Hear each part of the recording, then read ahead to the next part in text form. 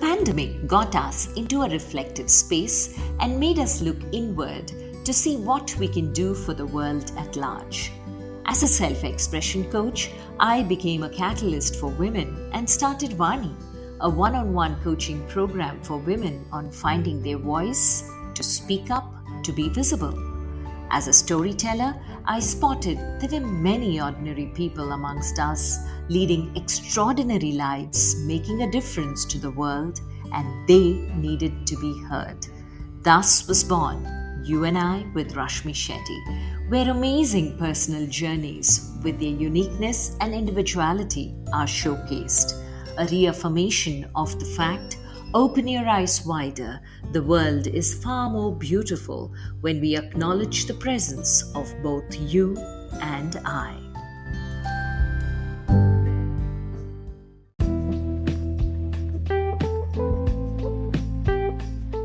There are some people who you meet once, who leave a deep impact on you.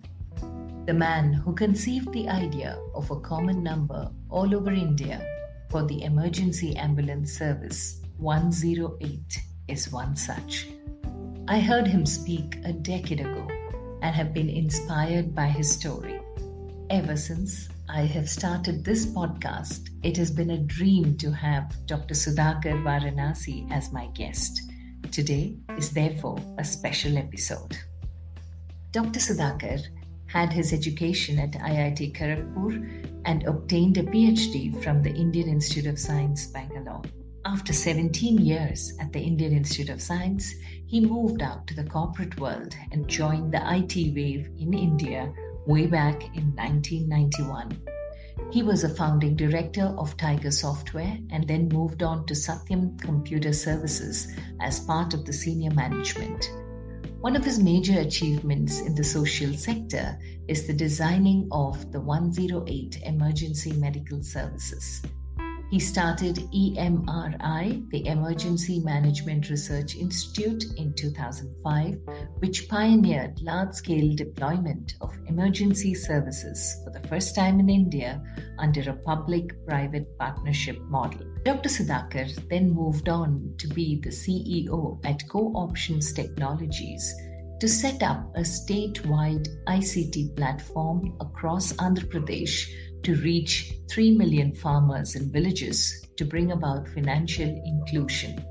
He was also the chief mentor at Emergent Institute and the CEO at Namma Bengaluru Foundation, Bangalore.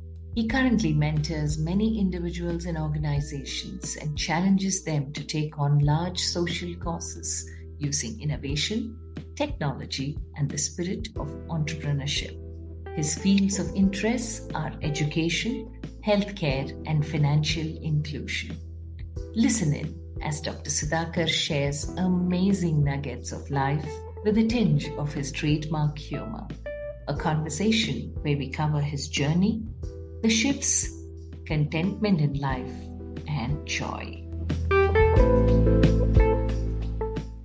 It's such a pleasure, Dr. Sudhakar Varanasi, to have you on You and I with Rashmi Shetty. I've been excited ever since you said yes to have this conversation. But before we get to the mentor, the speaker, and all that you have done in your life so far, to the world knowing you as the Dr. Sudhakar Varanasi, I'm curious to know, how was your childhood? Where was it? And what was your journey like? First of all, thanks, Rashmi, for having me. It's good to be on a podcast where I'll get to speak a little bit about myself and my ideas and what I do. I'll be happy to do that. I'm generally shy of this kind of meetings, and I saw some of your other videos and I said, this is a good platform to be in. And it aligns anyway with what I want to do in the evening of my life, wanting to share some legacy of good ideas with younger people in the next generation. So I'm happy to be here. What was Sudhakar like? Very mediocre, very ordinary. Like everybody else, I was a curious child. I grew up in a place called Bhimavaram in Andhra Pradesh. Fortunately, my parents allowed me to explore my curiosity, didn't put much pressure on me, except they made it clear that if we don't study well, then we'll have to face the music, because his parents are not going to leave any money behind for us. There isn't any money to leave behind for us. I think that's a good lesson for me. And this is the lesson that I teach many parents. Don't make it too easy for your kids. Don't make it tough for them. Let them explore. Paint the scenarios. What happens if you study well, or if you do well in sports, or if you do well in anything like dance, music, whatever they choose to do. As long as they're excelling, they have a good possibility of doing very well in life. But if you give them too much money, they will, a comfort zone is what they will be seeking all their life, and they take shortcuts.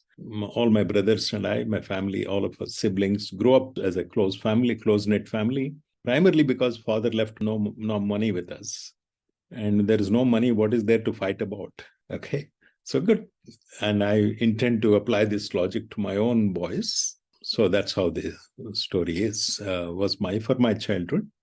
Somewhere around ninth standard, if I recall well, I became a little more confident about my own learning abilities. I also wanted to do well. Until that time, I was just playing around the trees and balls and cricket game and so on.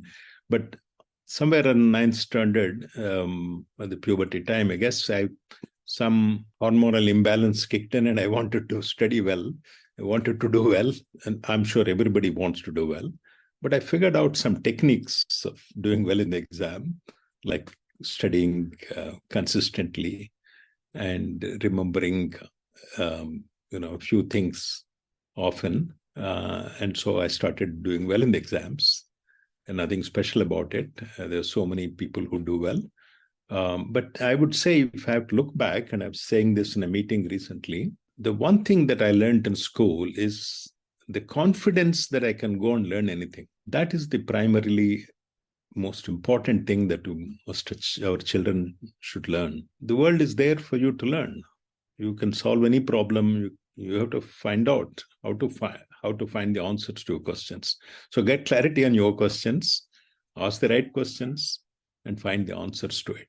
If that is allowed to happen, and after a few misfires here and there, we will learn how to become confident. So I changed my career several times. I'll tell you about that later.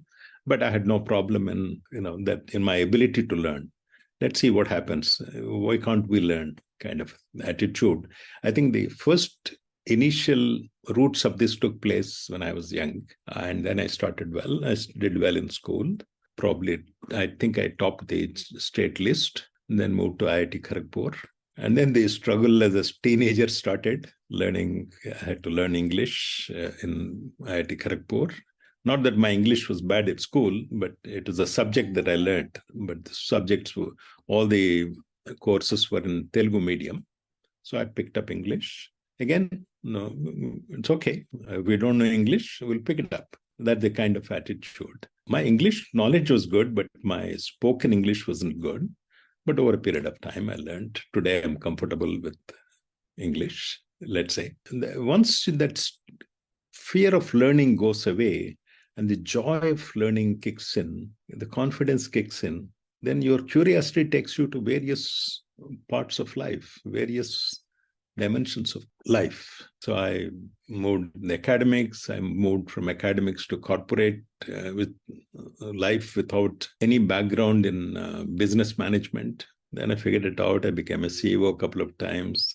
Then I moved to socially meaningful projects. Again, that is a very different game. Nobody cared whether I was a CEO or a PhD or anything else. But they just wanted to know if I can produce some socially impactful results for them. In the corporate world, nobody cared whether I was a PhD or something else, as long as I got the money revenues for them. In the academic world, people didn't care who I was, as long as I produced some good research output or good students. So it is very different, and leaping across the boundaries of these very different fields was possible only because I believe that I had that confidence somehow instilled in me by my teachers, by my parents, my siblings, and possibly by my own internal attitude after some exploration. So that's how childhood was, no different from any ordinary person. So when you look back at this amazing, beautiful journey of curiosity that you've been going between boundaries this way and that, the corporate world and the academic world, and how beautifully you've balanced the two. Any idea, sir, looking back now, what helped you maintain your balance in both of this? Because, like you said, in one world, it was all about the money that was coming in the other world, it was about the students you were producing. How did you balance your life in both of these? What did you have right? Yeah, it's easier to hindsight to answer that question. But at that time, it's not so clear. We were exploring. But the fear of exploration was not there. We'll see what happens. This is what's called growth mindset. Growth mindset is we don't know the answers, but we'll figure it out. That's an attitude which says we're not afraid to learn. Okay, we're not afraid to figure it out. And why? If you ask me, how did you do? How do you do? What do you know about this? My answer is not yet. I don't know yet, but I'll figure it out. Same thing happened with many of my ventures. How did one get that, or what are the clues for it? I would say it's somewhere along I realized in, I think, my IIT days, IIT Kharagpur days, that one has to get clarity on what one is seeking to know or seeking to do or seeking to accomplish. Most of the time, well, I'm getting into the philosophy here, there's no clarity in many students. They have some idea. You want to do well. Well is a very loose thing. In what? And how do you want to do that? You don't have clarity. So how do you go about it? What is the right attitude to go about it? For instance, I'll tell you about some of the lack of clarity that seems to occur to a lot of students these days, and possibly in my days too. My generation is no exception. I think every generation goes through this. We imbibe a number of values or guidelines on our growth path, and that are somewhat contradictory, and we don't resolve them. So it becomes like going in a car where all the wheels are going in different directions or pulling in different directions. We don't have clarity of what to apply where. As I often tell my mentees, now that I do a lot of mentoring, things like, should I be content? Should I be not content? Should I be humble or should I be aggressive? Confident and assertive, or should I be humble? It took me some time to figure out a number of contradictions in the way we look. And if we don't resolve these consciously, the unconscious mind pulls you into, makes you waver this way and that way. You don't know what is the right thing to do. I can give you a couple of examples. Let's say contentment versus not contentment. If I ask an average student, or in a class sometimes, I go to high schools and colleges and give this talk, and ask them, is contentment good? They say sometimes yes, sometimes no. So I said, when is it good and when is it not good? There's no clarity. Most people don't have. They are right. It's good sometimes and it's not. But if we want to guide the younger generation or guide ourselves, we need to get clarity on this. When is it good? When is it not good? So I had come to the conclusion in my mid-20s that contentment with what universe gives you or God gives you or nature gives you is a good thing. Contentment with your effort is not a good thing. If I'm getting, let's say, 50% in maths, if I'm content with it, yes, I'll pass. But that's not a good thing. I should try for excellence in mathematics. So the moment I take an attitude that it's okay, chalega, this much I've got, that's good enough for me. That's not a good thing, especially in an area where you want to excel and do well. If you don't care for mathematics, it's okay.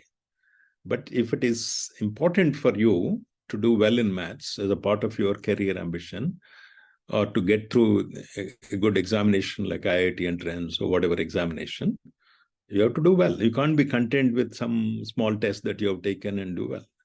So that's kind of thing. But the other side of the equation is contentment with what you cannot change and what is not in your control is not a good thing.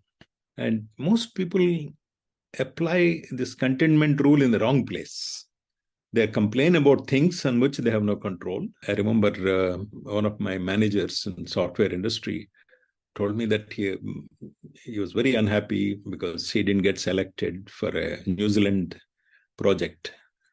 And I remember asking him, so what's the problem? And they said, I'm eligible for that project, but somebody else was chosen. There's no freedom in this company, so I want to resign. I said, gentlemen, if you want to resign, by all means, it's fine. But now that you come to me to tell me the problem, I must tell you, how much of freedom do we have in this world? Do we choose our parents? Do we choose our gender? Do we choose our siblings? Do we choose the country in which we are born in, or the languages that our family speaks? We have no control in any of these things. And these are all, do we choose our teachers or the school we go to in the early stages? No, we just do what is given to us. So we accept that there is no freedom in all aspects of our life, but there is a freedom in your choices, what you pay attention to, what you want to do in life, and how you want to do it. There's certain freedoms. Let's exercise freedom in what you can do, what is in your control, and let's not worry about the things that are not in your control. I remember one guy is telling me, one of my student friends, my student is, I wish I was born in Switzerland. I don't have to, it'd be a rich country, and I would have no problem with a great job and a great life. I said, no, can you change anything? You can't. So you might as well accept it that this is not something it's to worry about or to aspire about. Let's see what can be done. Maybe you can go there very well as a senior scientist or engineer and do a great job. That is in your control, but you can't change the country of your birth. That's done already. You're already born. So, but you might think it's ridiculous how the way, but that's how people are. They worry about things they can't change. It's like complaining about weather. There's very little you can do about weather. You can change your room temperature maybe, but you can't control the weather. So why waste our precious energy worrying about things in which we have no control, and worrying and not doing things that we ought to be doing? It's a very inefficient system. Somehow we get used to because of lack of clarity. So if I question myself and say, why am I worried? Is it something I can do about, or is it not something I can do about? So if it's not, there's nothing to worry about. If it is something that I can do, what am I doing about it? What can I do about it? What can I do intelligently about it? What can I do optimally about it? That is what your human mind should be occupied with. But unfortunately, most of the time, it is occupied with absolute garbage of worry about things that you can't control.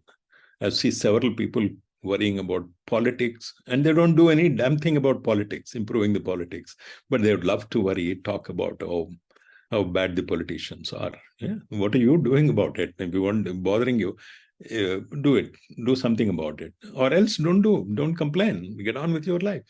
Enjoy this zone. Life is the only coin you have. Spend it wisely. Now, when you speak that, it makes sense. You've seen so much of life yourself, and therefore the maturity to understand it's all the now that we have control over makes a lot of sense. Sure. But this little boy from Bhimavaram who had gone into IIT Kharagpur, how did he understand and get the clarity so early on? Because at that age, from that small town, you've gone into an IIT and your world is completely different now. You have challenges like English, which you have to write your answers in. But how did you get clarity so early on? Now, The answer is I didn't get clarity early on, but life is a great teacher, Rashmi. If only we are willing to listen to the lessons of life. So there were many times I fell down in the path and then reflected on it and said, of course, we complained my destiny, complained this and that, the weather and, various things that you easily have access to complain about. But at the end of it, you realize that you're not going to get anywhere there. So even in startups, I often tell people, fail often, fail early. It's okay to fail. There's a couple of knocks ahead, a couple of problems ahead, and if you agree to watch the world carefully with an unbiased look, you can learn the lessons from many others' mistakes also. And my own mistakes I could learn. So between that and my interest in literature, and you occasionally some small things that people say, if you're sensitive, it goes to your heart and say, yeah, this makes sense. And that kind of thing happened like everybody else a few times. And then I decided to be a little more careful and not to fall for these little traps, which are wastes of energy, and go on to it. And like everybody else. But literature, I would say, helped me quite a few times go back. And it's like a good song or a good novel or a good Shakespearean comments or quotes that will make you look at life and say, okay, this is the best way to go about it. Let's not, every failure is a stepping stone for success. So life has only two things. I remember somebody telling me this. Either you succeed and enjoy life, or you fail and learn. Both are good. Learning is good. Enjoying success is good. But if you say one is a success, the other is a failure, then one looks like a good thing, the other looks like a bad thing. It is not. Failure every time is actually nature's way of telling us what we need to do. There's a learning, there is a teacher, there's a guru in every falling down. If nothing else, we should tell our children not to be afraid of failing, not to be afraid of looking like a jackass before everybody for a little while. But we become real jackasses only if we don't learn from the mistakes that have happened. World is an extraordinary opportunity, especially in the early years, to learn a lot of things, to get clarity in what should be pursued. Because when we are born, we're not born with a manual on how to manage ourselves. We have to figure it out. So what works for us? What is it that we want? Sometimes we want something, go after it, and then realize there's no big deal, there's no point. Let's go for the bigger things. Sometimes we're lucky and get on to the bigger things right in the beginning. So one has to play by the ear and look at that equanimity of taking success and failure in a nice way comes if you just give yourself enough space, enough time for reflection, it'll come. But sometimes we are so full of ourselves that we think we know, and we know that we don't know, but we pretend like we know. So we go through all that phase. I'm no exception. I went through the same things. Some of the knocks have been very good for me. Some of them have been very timely. If you fail later in life, it's difficult to recover. But early on, you can easily pick up momentum and go. So that's my long answer to your short question. But then moving on from IIT, what plans did life have for you, and how much more clearer was your path to you? Because I'm sure when you stepped out of IIT, there were a lot of options before you. What did you choose and how did you go? Okay, I chose to make a very unconventional move to Indian Institute of Science after IIT 5 years. In the final year of my stay there, somebody asked me a question. He was a bright student himself. And he said, hey, Newton saw the apple fall down and said must be a force pulling it down. Otherwise, why would anything fall down to the ground every time we leave it up in the air? So there's a force, invisible force. And what should be, and he explored that and came up with a formula, force equal to m1, m2 by r squared times a constant, gravitational constant. That seemed to explain the planetary motion and anything falling to the ground with a certain force. That's wonderful. But the point is, how come Newton did not notice that the apple tree itself is going against the gravity, is growing? The billions of trees are growing against the gravity every day. Water is being pumped up from the ground without an electrical motor to the highest leaves in the plant. How is that he missed that point altogether? What is the force pulling that water up to there? That looked like a stupendous question to me. It stumped me. And I thought I had understood how these physical forces work and how to write equations governing the motion of various dynamics. Then after some exploration, it became clear that the biological forces are far more complex than physical systems and chemical systems. They have higher level of intelligence because they are a lot more organized complex systems. So that looked like a very good, interesting challenge to take up. So I made some inquiries, and they said the Indian Institute of Science has a very good department on molecular biophysics, and somebody called Professor G.N. Ramachandran is a FRS, Fellow of Royal Society, and is working there. So I applied. He interviewed me and gave me a PhD seat right away, and I took that difficult, unplanned step towards a new, exciting area. Life took its turn, and that's how it happened.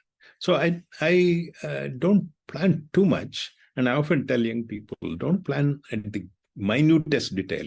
Have an aspiration to do well in whatever direction. But specifics, you don't know what will happen. So, for instance, if you set out to have $1 million, then you might or might not achieve it. The problem with setting short-term goals is, if you don't achieve it, you will be depressed. If you achieve it, you become arrogant. And why these unnecessary things? Why not say, I'll make as much money as I can? I want to make money, as much money as I can. Who knows what your circumstance? If you set out to be a millionaire, and maybe you'll have an opportunity to be a billionaire, why restrict yourself to $1 million? So why put small goals? Why not aspiring to do well in anything that you do? This brings me to the one thing that I often tell people and myself: if you want to be successful, don't chase success, chase excellence in anything that you do. If you're a painter, try to be the best outstanding painter around. If you are a dancer, do the same thing. If you are a scientist, if you are an engineer, if you are AI researcher, put the effort in, not in the outcome, but in the effort that you put in. But pay attention to what you need to do to get there, because the journey is more important. And the journey becomes a lot more smooth if you are not complicated by your thoughts of success and your fears of failure. Why all these things? What will you do with $1 million? We'll worry about it later. But throughout your journey to get to that place, if you keep wondering about the $1 million, your attention is not on the $1 million path. You are in the worrying about the destination. So you won't traverse well. The planning and moving requires a lot of planning in life. And that, therefore, is more important. So it's a Bhagavad Gita statement, karmanyeva adhikaraste. Once you set your goal, leave it there. Your entire attention should be on how to improve the quality of your effort. If you do that, wherever it lands you, it's damn good, because you are enjoying learning of that. And it's not all that difficult to remind ourselves of this. So, and the others also, as we grow older, we have a responsibility to the next generation. We want to leave a legacy of good thinking in the minds of younger people who are seeking. You have to leave them in little snippets like this. Don't chase success, but if you want to be successful, chase excellence. And also I realized that life has two phases. One is survival, the other is growth. In survival mode, certain things, you are very competitive, we have to be aggressive, we have to be assertive, and this and that. It's like sports. When you are running a 100-meter dash, you just want to be better than anybody else in the team. But when you take up sports like cricket and so on, it is collaboration that's important, not only competitiveness. The way you move from competitiveness in your survival phase to collaboration is sometimes leaves people with a few contradictions. They don't know how to resolve those things. And if they can, I'll tell you where the problem comes. People are often told, as children, we were told to be taking care of ourselves first. So the question that comes is, in a teamwork, you're not taking care of yourself. You're trying to make the whole team win. So what happens to your desire to excel personally? So you have to merge that closely with the teamwork. While you are excelling in whatever you do, bowling or batting or fielding or whatever you're doing, you also have to make sure that the team wins. This is where systems theory comes in. There are lots of ideas there. Each of them, as I was studying, I was a student, and I understood that, for instance, for the system to be performing at optimal level, your subsystems may have to be suboptimal level. For instance, in a marriage, husband cannot say, I want maximum happiness, that's why I'm marrying. The happiness that an institution of a marriage gives comes from you optimally working. If necessary, you have to be suboptimal for the whole system to be optimal and you get the benefits of an optimal family. That is very often lost in people. People say, I'm in this company because I want to earn a lot of money. Yes, if you want to earn a lot of money, with the strength of a team behind you, you have to contribute a lot of things to the team.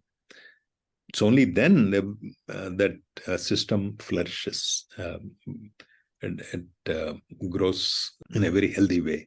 And then you get the benefits of a system that grows very well. We're seeing that nowadays in India.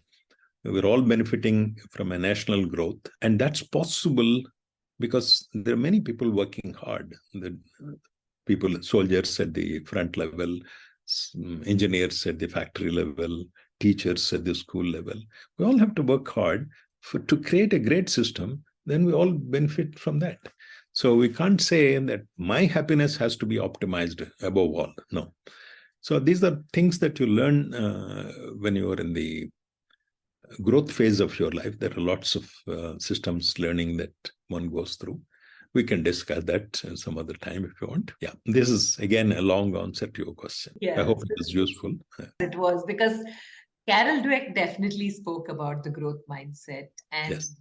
How it is. And that's what I see has been guiding you through and through. Yes. But for somebody who's done a PhD from Indian Institute of Science, what would have been but a natural path is to remain an academician and stay there teaching. What drew you back to the corporate world after your PhD? And thereon, your journey has been very different. So sure. How did that switch happen? Yeah, sure. My parents gave me enormous freedom to do what I wanted to do. But four of my brothers were in the United States already by the time, because this economic situation in India was poor at that time. There were much better jobs in the United States. They went there. So I wanted to be a little close to I was the youngest in the brood. So I wanted to be with my parents. So I decided to stay back in India. They didn't ever tell me to stay back. They had ways of kind of taking care of themselves. But I felt I should, a bit of idealism and a bit of, anyway, I'm reasonably well educated and I can always find a job here, satisfying job. So why, if I don't get it, I'll go abroad. So I tried to look at there are not too many jobs in the biophysics area where I specialized in India. So I looked at the skills that I have, and one of them was computers. I did a lot of computer modeling at the time of my PhD. So from there, I went to, it was obvious to look at the IT sector in the country that was beginning to happen, very early stages. Nobody saw the big wave, but I felt there is a big possibility India would do well, because it doesn't require a lot of engineering skills. We can easily write software for any, let's say, banking application, insurance application, or healthcare application. What's a big deal of writing little database applications? So I thought India would do well. So I managed to get a good job there because I had gray hair. I was in the senior management. There were nobody else in the country who knew how to write software, and not too many people at that time. And then it was easy passage for me. And of course, I knew I was a little more sensitive to customer requirements and understanding what the business is about. So I did well in the corporate sector. Eventually, I became a CEO and so on. You have to be like Carol Dweck's thing. You figure out dynamic. Life is dynamic. You never know what happens in a war situation or in a unexpected catastrophe. So you, instead of saying this is what I want to be, we'll do well in any area that we're essentially problem solvers, Rashmi.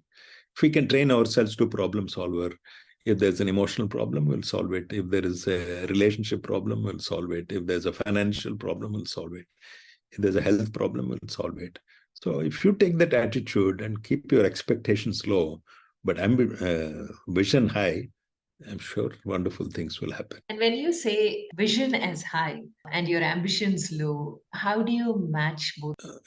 Expectations are always about my effort. I keep my expectations very high. Vision is high. Okay, there's a difference between ambition and vision.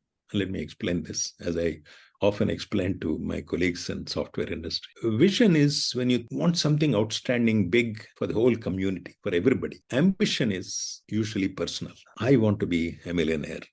I want to be a minister. I want to be this. I want to be that. So, but when you expand that I to include everybody, that becomes a vision. What Abdul Kalam ji had was a vision for the whole country. He wanted India to do well in 20 different fields. In his 2020 document, he clarified that beautifully. He wanted education for the country, in the entire country. He wanted financial growth. He wanted healthcare sector to grow. He wanted politics to grow, leadership to grow. Several dimensions he planned. That is vision. When you say, I want a house in New York or London, it's me all the time, then you realize that it's ambition. And when it's ambition, sometimes it works, but sometimes it doesn't. When it doesn't, it's painful. When it does, it is no less painful. It takes you from one ambition to another. Then you become greedy. You then become very uncomfortable with the success. Not many people know how to deal with success, especially ambition-related success. But vision-related success is just wonderful because everybody is happy with it. My father was given to very little proselytizing or giving advice, but he gave me one statement which I remember in my school, which I thought was just nice play with words. He said, when you replace the word I with the word we, the word illness becomes the word wellness.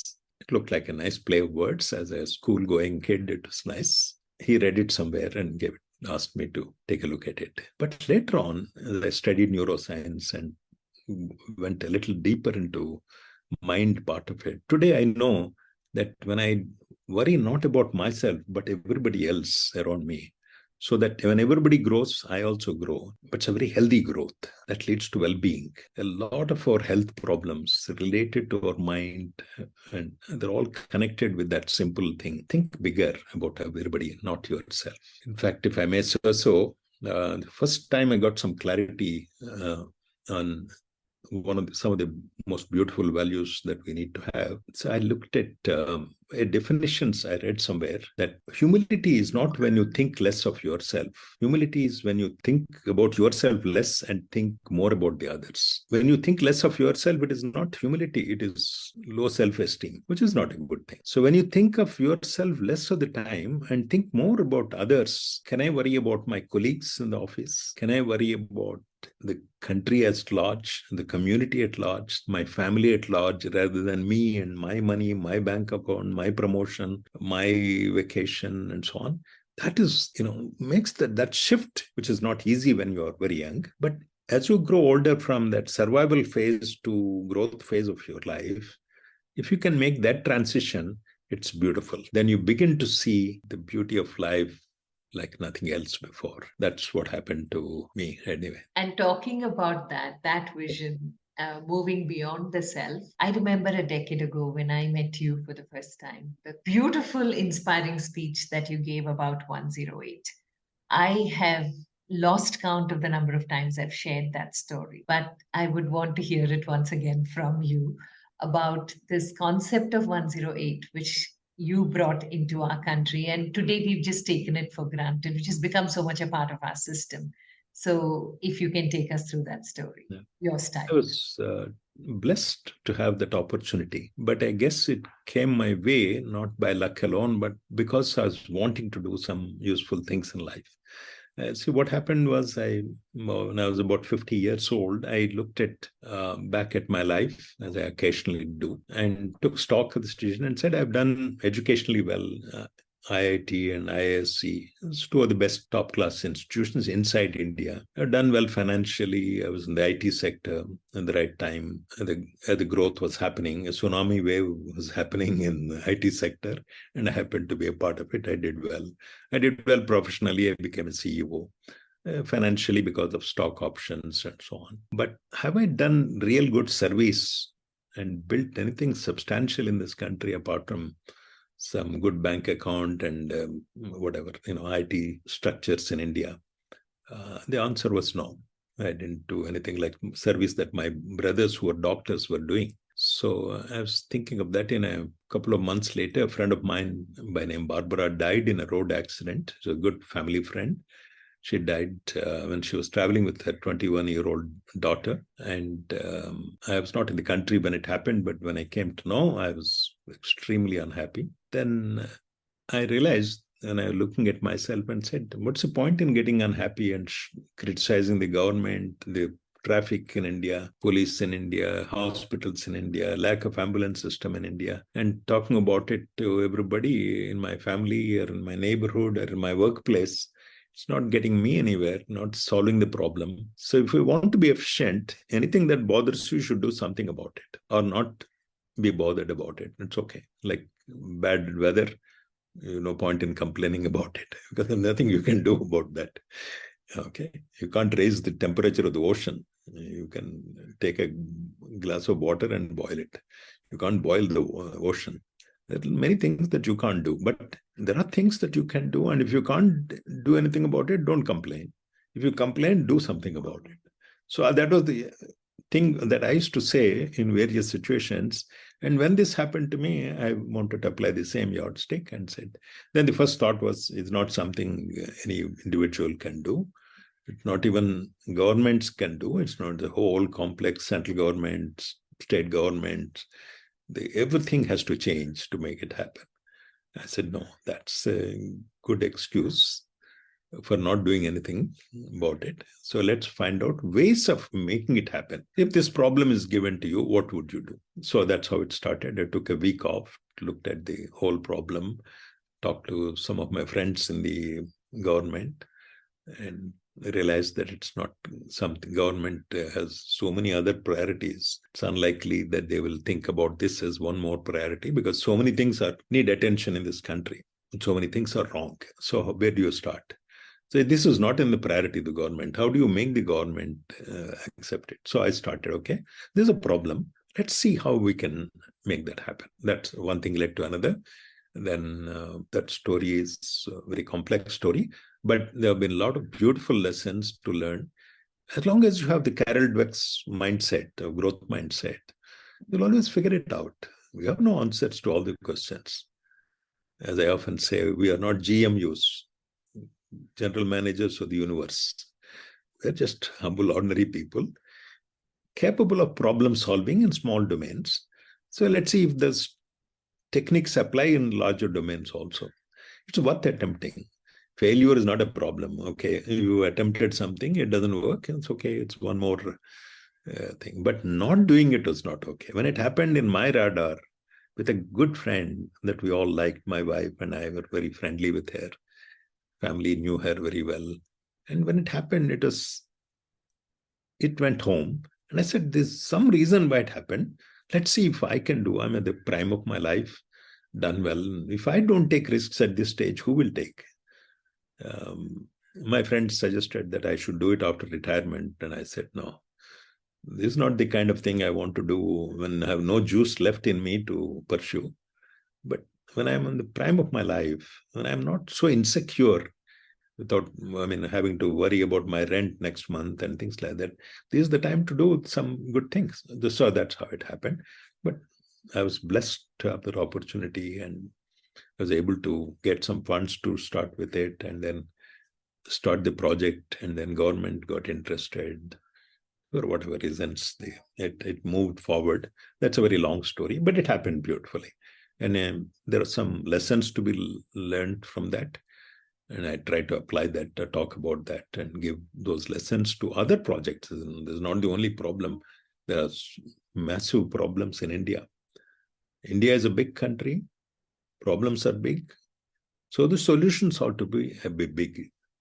If the solutions have to be big, there are two major methods. One is technology. Use technology very well because technology scales up beautifully. If you have to do manual systems, it will be very difficult to scale up. Second thing is entrepreneurial. For entrepreneurs, problems are not problems. They're opportunities to make money, to do something outstanding. So that's how this whole thing happened. So we're applying it now to other larger causes that need attention in India. So I tell my friends, the younger friends, that if you want to do outstanding things, you have to pick up some outstanding problem and take a chance. And if it works out, it's wonderful. If it's not, it's a great satisfaction that you tried anyway. Maybe you're ahead of time. Maybe universe didn't support you, but it just trying itself is a pleasure.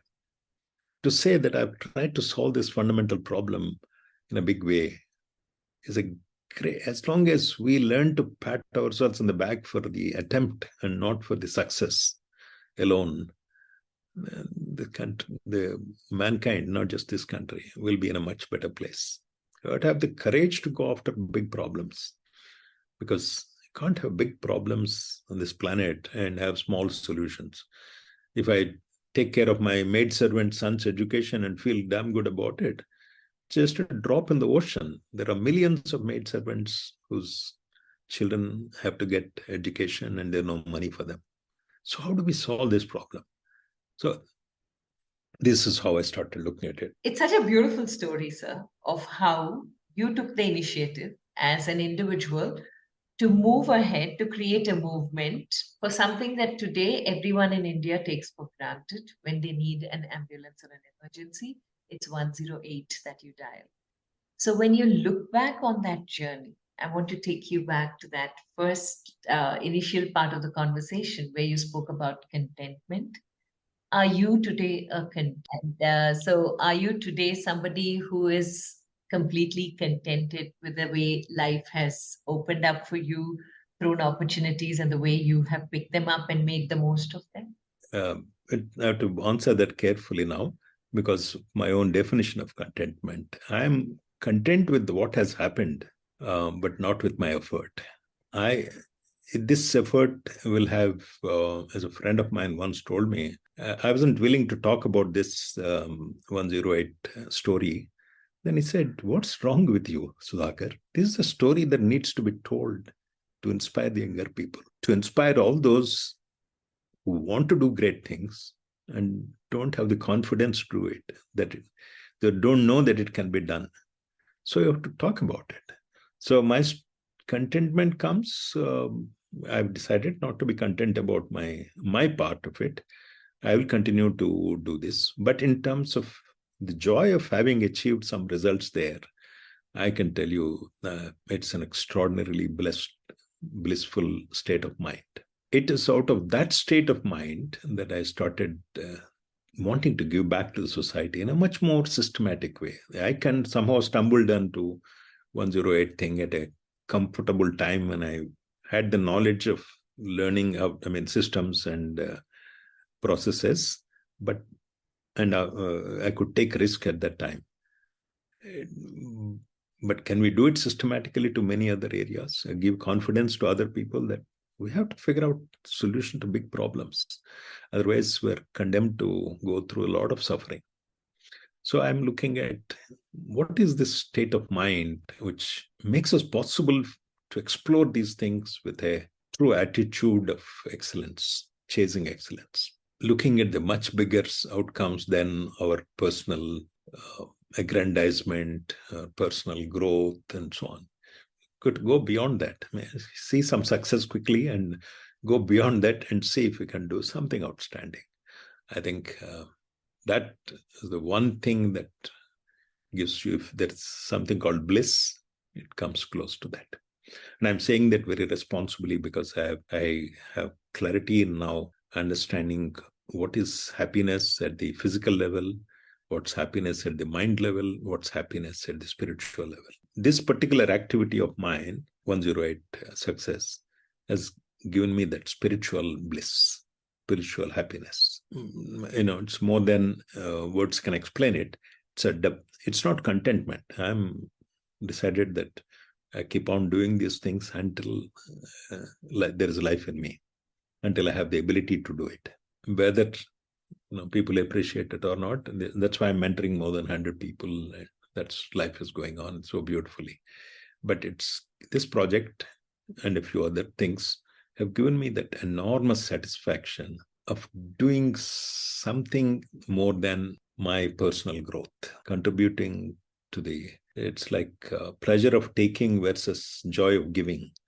That joy is certainly there. Contentment, no. Okay, you've left me completely overwhelmed at this point, where if I metaphorically bring before you a youngster who's just finished college, say in his early 20s, and who comes to you for advice to say, how do I move now on with life? What would you tell him apart from seeking excellence and this joy of giving? Is there something specifically you'll tell him to pursue in order to get a life that is very contented? Wonderful question. So, in the first phase, if it is just a college student out of college and wanting big things and that enthusiasm, energy are there, I would often say get clarity on what you want to do. Very often, we don't have that clarity. We usually want to be something useful. There is place for it, but that's when you are in school. But by the time you're college, you should have a clarity in what you want to do. You may not stick to it all your life, but at least for the next 10 years, let's say, what you want to do. Pursue something that allows you to reach your mind's goals. So get clarity on goals. What do you want to do? What would make you happy? Then how do you figure out how to get there? It comes if you're just get into a self-reflective mode, you will be able to get that. And even if they don't get it in the first few steps, they'll get it by that practice alone is extraordinary. Then the second thing is, I would say, keep a good company of wise people who have trodden that path, or who's sharing of some tips to you, some essential insights to you, will help you grow in a much more healthy way. The Japanese say there are two ways of growing in life. One is through difficulties. Life hits you hard and you learn. The other is through insights. Kensho versus Satori. Satori is when you get an insight and say, yeah, this is it. So today I know that from I to we is a good transition, because your neurochemicals that are produced in the brain are very different when you only worry about I. You have serotonin and oxytocin produced in the brain. So if somebody can give you a little guidance, seek that. So in the question, and there's a beautiful saying I read somewhere, that when somebody asks you what is important, the journey or the destination, you say it's the company. Journey is important, not more than the destination. But journey to be useful and meaningful, you have to have good company. There we often have choice. We can choose our company. We can choose to do this journey of life with wonderful people who are more knowledgeable than us, who have something to share as an insight into it. So choose. And so since I'm in the last stages, evening of my life, let's say, so I'm asking myself, how can I be a better mentor for those who are seeking? So in the Indian context, I've decided 3 rules for myself. One, I don't give advice unless I'm asked, because a lot of people give advice and younger people don't seem to want it at some stage of their life. So I give it when it's asked, genuinely. If I have time, I'll certainly be happy to give advice. 3, if I give advice and if it's not followed, I don't lose my sleep over it. It's after all, I've given advice and not orders. It's for them to figure out what it is. I want to be available to, and I've seen some outstanding students really seeking, and if you know how to do the right bit of advice at the right time, it's an art and a bit of luck, then the lives can turn around and do extraordinary things. That's where your interviews like this, conversations like this, can help and reach many more people who might be needing advice, some guidance, or seeking. As Christ says, seek and you shall find. Wisdom has to be sought. But when it's sought, or we provide, older generation providing it, is what I worry about these days. I think we're not doing enough, and I think we should do a little more dispassionately, a little more smartly. We give advice when they don't want it. Why not give it to people who are seeking it? How do you know who's seeking it? These are the things that I'm preoccupied with. So if anybody comes to me at that age with sincerity, I'll guide them on a few principles. Those insights are more important. Beautiful, sir. And the last two questions as we move to the end of the conversation. The first question, the pandemic was something that shook the whole world and gave us a lot to ruminate on. So what were your reflections from the pandemic? It takes time, but my reflection is follow anti-fragility concepts. India has done extremely well under Juris. All biological systems have anti-fragility built into it. Anti-fragile systems are systems where you go through a crisis and you come out much stronger than before the crisis hit you. So in other words, there was a learning component. You become stronger as a result of the crisis. If we develop that anti-fragility, India seems to have developed it. We not only did financially and health-wise, and we jumped up several notches in the world's ratings in so many ways, not just financially. So as I review the COVID, these are the best times we had. Yes, it was a big shock. I mean, I lost some friends, but the thing about anti-fragility is it teaches us that any problem that doesn't kill us will make us stronger. And any problem that kills us makes everybody else around us stronger. So it's okay. We take anything that happens positively and become stronger, or make the world stronger after you leave. Either way, it's good. Part of evolution. Yeah. Okay, those are my thoughts about COVID. And 3 life lessons that you'd like to leave us with? Chasing excellence as a way of life, not chasing success. Fulfillment is more important than success. So chase excellence for fulfillment. That's first lesson. Energy to learn, enthusiasm to learn is a great attitude to have. I wish I had more of it, but whatever time I have left, I want to do that the rest of my life. Either I become enthusiastic about learning. Now I'm doing something in AI, hopefully something very nice. But we don't know. We don't know. I often say that we know often how much money we have, approximately or precisely we know how much money we have, but we don't know how much time we have. So in the absence of it, evolve strategies to deal with any amount of time. Maybe tomorrow we'll go with COVID or without COVID or whatever. Anything is possible. But then you have to optimize every day. Can you do outstanding things or go towards outstanding things? So that's the attitude that we must pick up. That energy and enthusiasm to pursue anything, no matter what the outcome. Just joy of doing it. Enjoy the vigor of doing it in something that interests you. Not for others' sake, not for impressing anybody, not for fame, but just the pleasure of doing things. The joy of doing things. If you can develop that, then no problem in the world can stop you. You can enjoy any problem that happens, whether it's COVID, you can deal with it. Because solving the problem itself is so joyful. Attempting to do that is joyful. That's all that you need to do. Ever since I met you, you have been an inspiration. And like me, I'm sure you've inspired a lot more people. So completely honored to have had you on You and I with Rashmi Shetty.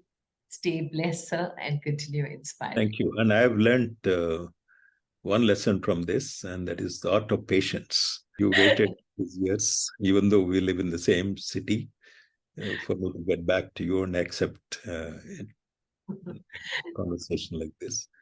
I wish I have your patience. I'll try. I will not just wish. I'll try and build that patience into my life. Thank you, sir. Thank you. I'm so honored. Thank you.